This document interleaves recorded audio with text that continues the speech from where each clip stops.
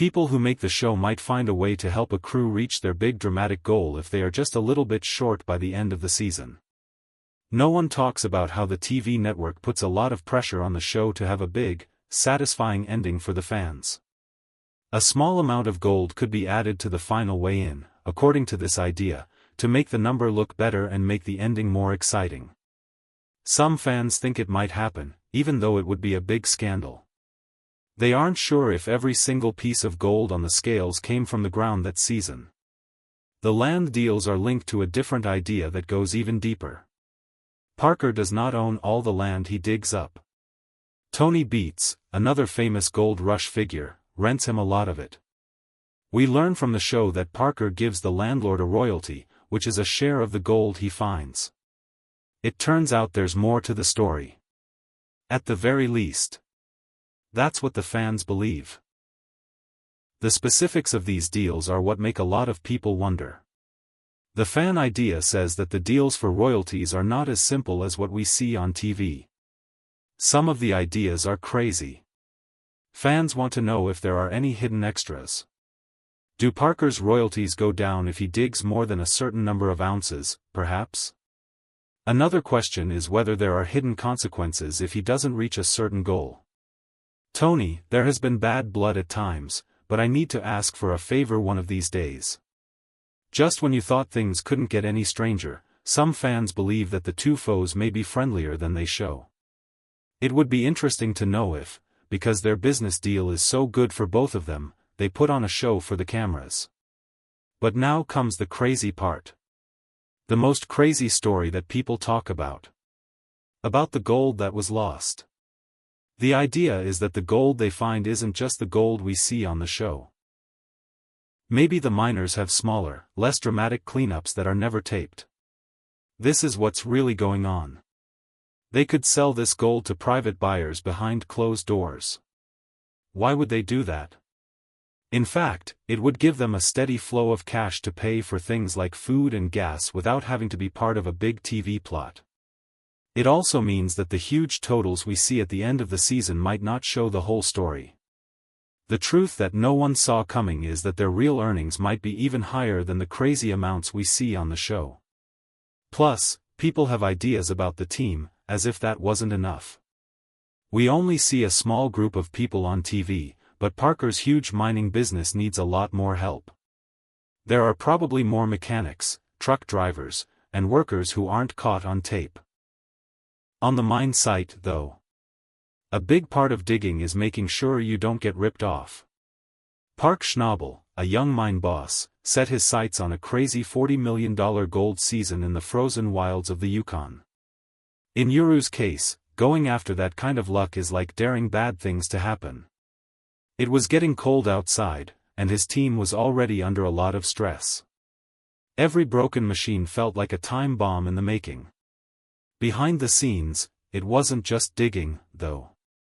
I had to stay alive. There are people who say Parker put lives, trust, and everything he worked for at risk just to get attention. A frozen problem and a mistake that cost a lot of money. We had big hopes for the season to begin. Parker was feeling good after his recent wins and wanted to go even further than before. A big part of the problem is that we need a lot of people right now just to feed the plant. I think it's time to close down the plant. But now comes the crazy part. He may have had the most trouble with his desire. He had a lot of land to dig, but there was a big problem.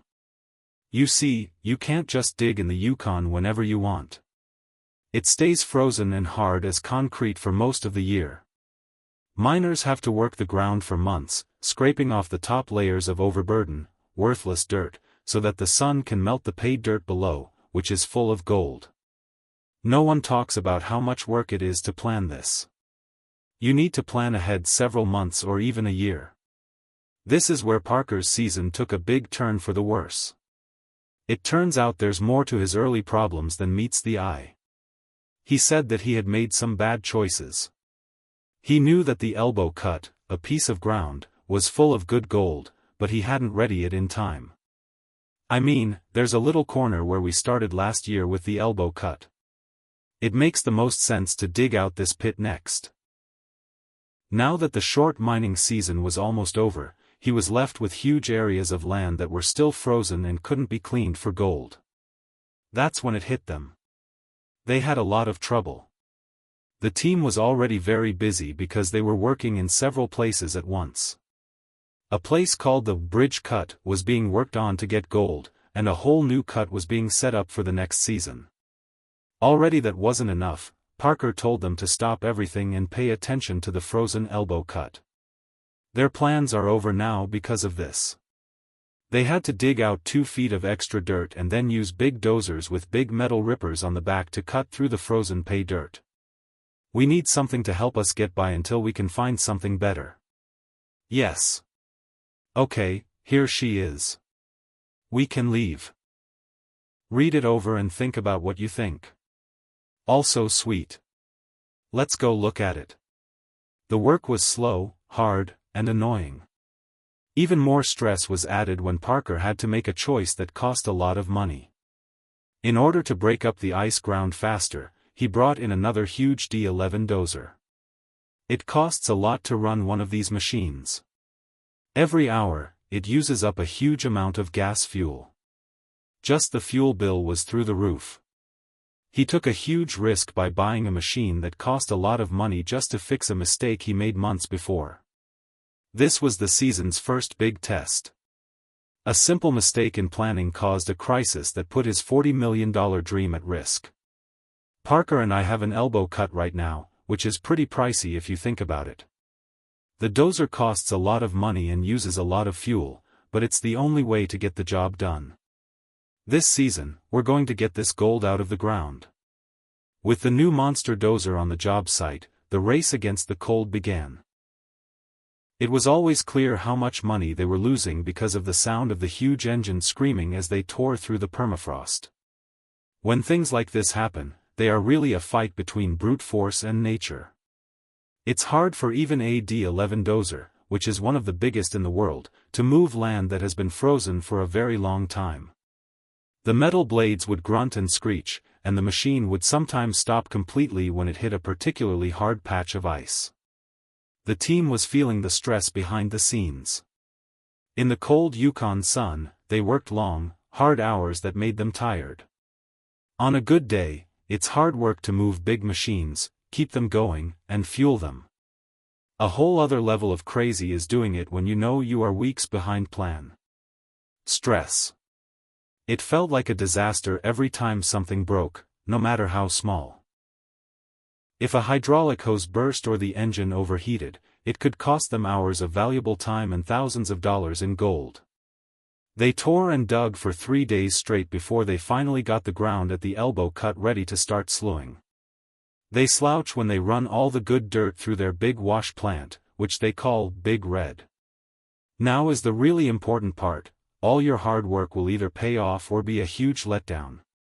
The dirt was put into the hungry machine, and everyone kept an eye on the small boxes, hoping to see the black sand and gold spots that would show them they were in a good place to find gold.